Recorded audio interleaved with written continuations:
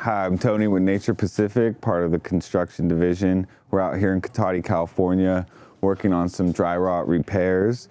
We have some siding going on where it was rotting at the base and throughout the boards. So we pulled that off, weatherproofed it, and then we'll be replacing that with new primed wood. We had some trim repairs to the garage, the windows, some of the corner trims. And as we move to this side, a very common area for wood to rot is around that electrical panel. So that was replaced as well. And then up here, we got kind of the same issue. We're dealing with the siding as the other side. We have dry rot starting on the bottom. So we removed those portions and now we Tyvek'd, added Z-bar for that separation between the siding.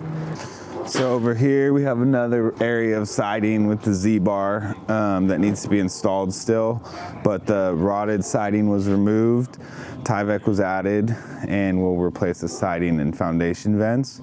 The reason these are rotting is there's moisture getting in through the seams that haven't been caulked or maintained.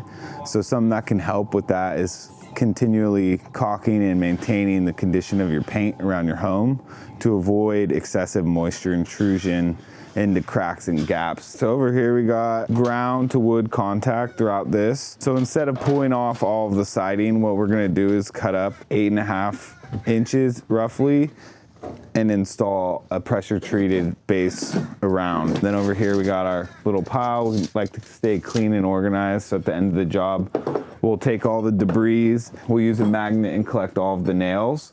That way we're not leaving anything behind.